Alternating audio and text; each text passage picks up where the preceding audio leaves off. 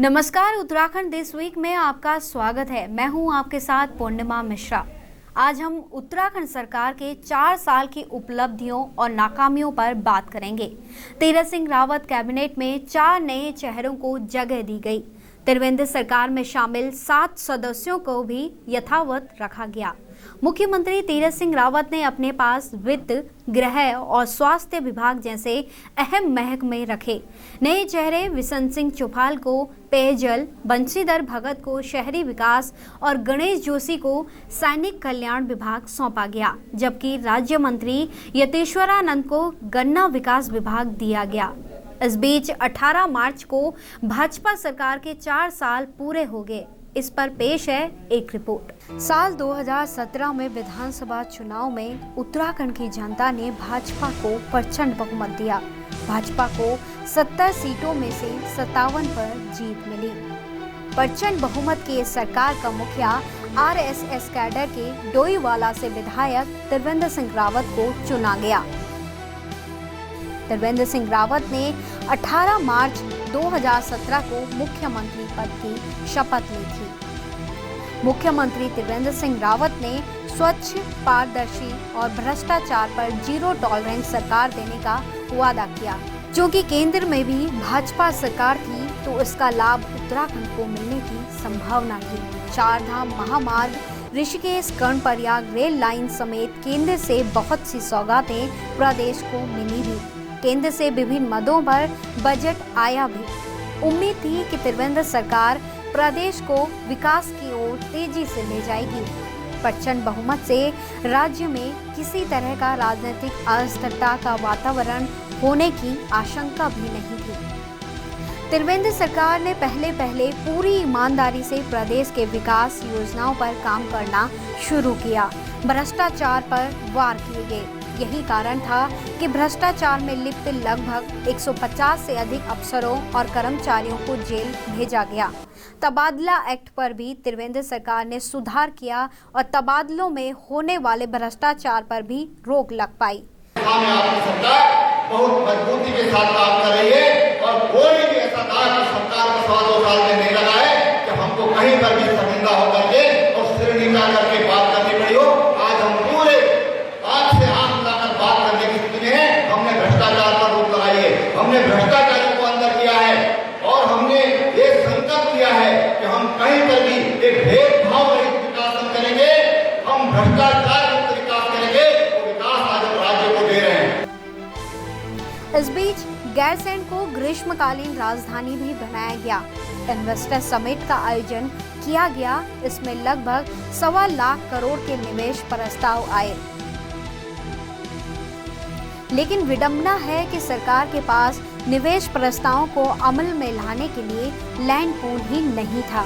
ऐसे में निवेशक दूसरे राज्यों की ओर मुड़ गए। प्रदेश में सड़कों का निर्माण हुआ और पुलों का भी। टिहरी झील पर डोबरा चांठी बनकर त्रिवेंद्र सरकार के दौरान ही तैयार हुआ। इससे टिहरी की जनता ने राहत की सांस ली। यह पुल प्रताप नगर यानी कि झील के उस पार के लोगों की लाइफलाइन होगा। पर्यटन को बढ़ाने की दिशा में भी कुछ काम हुए हैं। कोरोना काल में स्वास्थ्य सुविधाएं और संसाधन तो विकसित हुए, लेकिन ये नाकाफी साबित हुए। जैसे जैसे त्रिवेंद्र सरकार का समय गुजर रहा था, जनता में सरकार की किरकिरी हो रही थी। विरोध के स्वर मुखर हो रहे थे। युवाओं को रोजगार नहीं मिला। प्रदेश में बेरोजगारों का आंकड़ा 9 लाख से भी अधिक पहुंच गया। नए रोजगार सृजित नहीं हुए और जो काम कर रहे थे, सरकार उसके लिए भी समय पर वेतन नहीं दे पा रही थी। आज भी प्रदेश सरकार रिजर्व बैंक से कर्ज लेकर कर्मचारियों को वेतन दे रही है।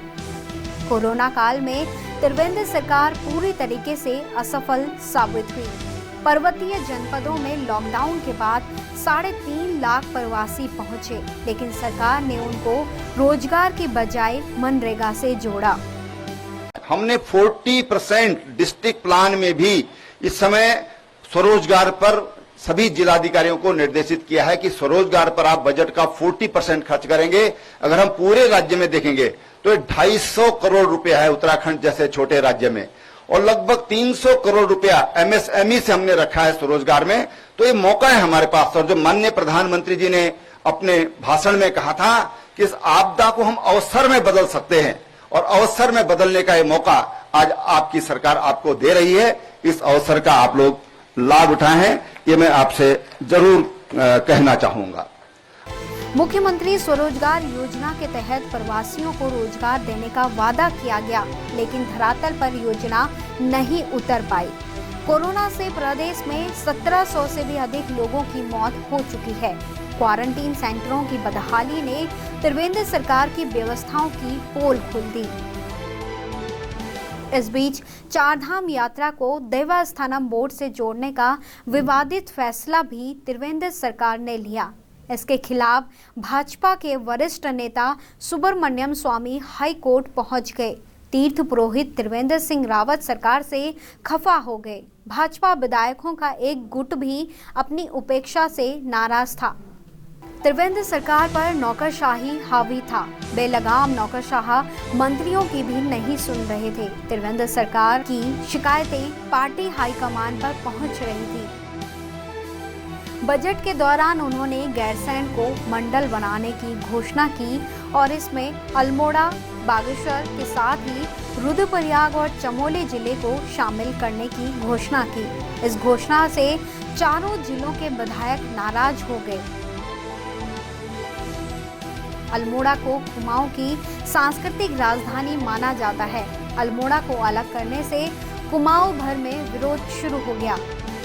बजट सत्र के दौरान ही दिल्ली से रमन सिंह ऑब्जर्वर बनकर आए। मुख्यमंत्री त्रिवेंद्र सिंह रावत कुर्सी बचाने के लिए दिल्ली भी गए, लेकिन बात नहीं बन पाई और 9 मार्च 2021 को उन्होंने राज्यपाल बेबी रानी मौर्य को अपना इस्तीफा सौंप दिया। दरअसल उत्तराखंड की विडंबना यही है कि यहाँ राजनीतिक अस्थिरता का माहौल बना रहता है। विधायक ही राजनीति दबाव बनाने में जुटे रहते हैं। प्रदेश हित पर निजी हित हावी होता है। जब तक प्रदेश को विजनरी नेता नहीं मिलता, तब तक प्रदेश में राजनीतिक अस्थिरता बनी रहेगी और विकास की बात हाशिए पर ही रहेगी। उत्तराखंड में भाजपा सरकार के मुखिया अब तीरथ सिंह रावत हैं। भाजपा सरकार के 4 साल पूरे होने पर उन्होंने पूर्व में निर्धारित सभी कार्यक्रम रद्द कर दिए। 18 मार्च को भाजपा सरकार के 4 साल पूरे हो गए। यह दिन प्रदेश में खामोशी से बीता। भाजपा सरकार ने 4 साल की उपलब्धियों को गिनाने का प्रयास भी नहीं किया। माना जा रहा है कि तीरथ सिंह रावत सरकार पूर्व में लिए गए त्रिवेंद्र सरकार के कई फैसलों को पलट सकती है। उत्तराखंड दिस वीक में आज इतना ही। अगले हफ्ते हम किसी अन्य मुद्दे को लेकर आपसे रूबरू होंगे। तब तक के लिए नमस्कार।